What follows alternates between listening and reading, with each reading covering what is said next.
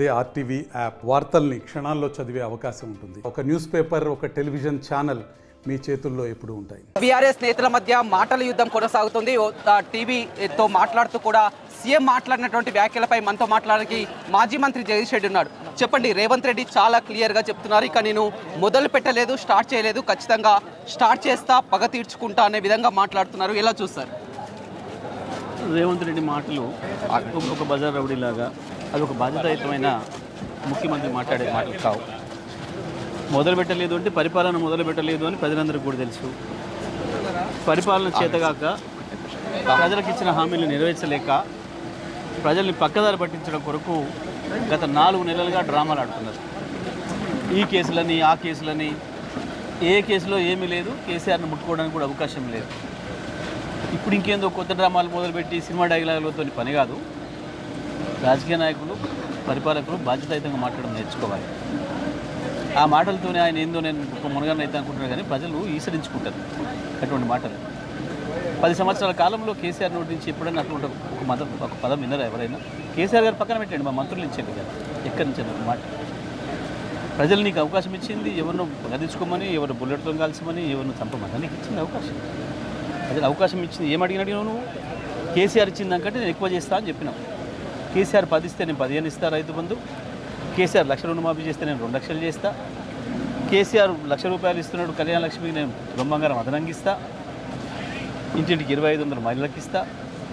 విద్యార్థులకు 5 లక్షల రూపాయల కార్డు ఇస్తా. విద్యార్థులకు స్కూటీలు కొనిస్తా. ఇవి కదా నువ్వు ఇచ్చిన మాటలు. గతంలో నా కూతురు వివాహాన్ని కూడా చూడనీయకుండా చేశారు. ఇప్పుడు కూడా మేడిగడ్డ, అదేవిధంగా ఫోన్ ట్యాపింగ్ పై విచారణ జరుగుతుంది. చెర్లపల్లి జైల్లో డబుల్ బెడ్రూమ్ కట్టిస్తా, తండ్రి బిడ్డ ఈయనని ఒకటే రూమ్లో పెడతాను. ఈ చిల్లర మాటలు బంద్ చేస్తే మంచిది. ఈ ఉడుతూపులతోని, తొండ బెదిరింపులతోని ఎందుకు చేద్దామనుకుంటే ఇది ప్రభుత్వం నడపాల్సింది ప్రభుత్వం. కానీ ఊరికనే నేను ఏందో మాట్లాడతా, ఇది చేస్తా, ఈ డైలాగులు బంద్ పెడితే మంచిది. చిల్లర మాటలు బంద్ పెడితే మంచిది. ప్రజలు ఆశ్రయించుకునే రోజు వస్తూ ఉంది. 4 నెలలుగా అదే మాట కదా, కొత్తగా మాట్లాడింది ఏంది ఇలా దీంట్లో? అంతకుముందు 5 ఏళ్ళు అదే మాట్లాడిండ్రు, ఇప్పుడు 4 నెలల నుంచి అదే మాట్లాడుతున్నారు. ఏది తెలిసింది? దేంట్లో పట్టుకోగలుగుతారు? ఏముంది? ఫోన్ ట్యాపింగ్ కేసు మాట్లాడుతున్నావు, 4 రోజులుగా అదే మాట. నీకు ఇష్టమైన పత్రికలు రాస్తుంది స్క్రిప్ట్, తెల్లారి అధికారులు మాట్లాడినట్టుగా ఇస్తారు. ఇప్పటివరకు ఒక్క అధికారం ఏమని చెప్పిండా? ఒకరెవరైనా నా ఫోన్ ట్యాప్ చేసేసి నాది ఇది పట్టుకున్నారు, నా పైసలు పట్టుకున్నారు, నేను పైసలు తీసుకోబోతుంటే నా రహస్యంగా నా డ్రైవర్ ఫోన్కి ఇచ్చి పంపిస్తుంటే 1 కోటి రూపాయలు పట్టుకున్నారు చెప్పినోడు ఉన్నాడా? లేదా మా ఇద్దరి మధ్యన రహస్యమైన సంభాషణ విని మా వ్యాపారానికి ఏదో నష్టం కలిగించిందని చెప్పినవాడు ఉన్నాడా? ఇప్పటివరకు ఎవరైనా కంప్లైంట్ చేసినట్టు ఉన్నాడా? పనికి మాలిన స్టోరీలు తయారు చేసి ఓ డిటెక్టివ్స్ కొంతమందిని పెట్టుకొని కొన్ని ఆఫీసులలో, మీకు ఇష్టమైన మీడియా ఆఫీసుల్లో పెట్టుకొని రోజు స్టోరీలు రాసి పుంకాలుగా ఏ అధికారి మాట్లాడింది ఇప్పటివరకు? ఎట్లొస్తుంది ఈ అధికారి చెప్పిన విషయాన్ని? దేనికి వస్తుంది? ఇదంతా కూడా వస్తున్న కరువు పరిస్థితిని, కరెంట్ ఇవ్వడం చేతగానితనాన్ని, మంచినీళ్ళు ఇవ్వలేని అసమర్థతను కప్పిపుచ్చుకోవడం కొరకు ఆడుతున్న నాటకాలు, దాని నుంచి మాట్లాడుతున్నాయి తప్ప ఇందులో ఏమీ లేదనే విషయం అందరికీ గుర్తు. వడ్లని కొనాలేదన్న అవకతవకలు జరిగితే ఖబర్దార్ అని కూడా చెప్తున్నారు మంత్రులు, సీఎం రేవంత్ రెడ్డి. ఒక్కరి మీద ఇప్పటివరకు ఏమైనా యాక్షన్ జరిగిందా? నేను మీ మీడియా మిత్రులందరూ అడుగుతున్నా, స్వయంగా రైతుల దగ్గరికి పోండి, కొనుగోలు కేంద్రాల దగ్గరికి పోండి, మార్కెట్లకు పోండి.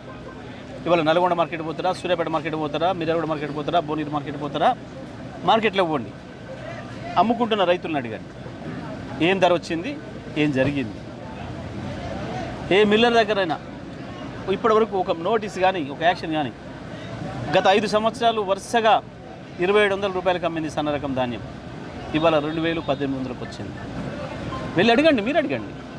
నన్ను ఆయన అడగడం కాదు, రైతులు ఏం చెప్తారో లైవ్ ఇవ్వండి. మరి ఒకటి చివరిగా, బీఆర్ఎస్ పార్టీని ఖతం చేయబోతున్నాం, ఎంపీ ఎన్నికల తర్వాత ఉండదు, 25 మంది ఎమ్మెల్యేలు కూడా టచ్లో ఉన్నారని కూడా మాట్లాడడం జరిగింది. ఈ కాలంలో ఇటువంటివన్నీ చాలా మాట్లాడుతున్నారు.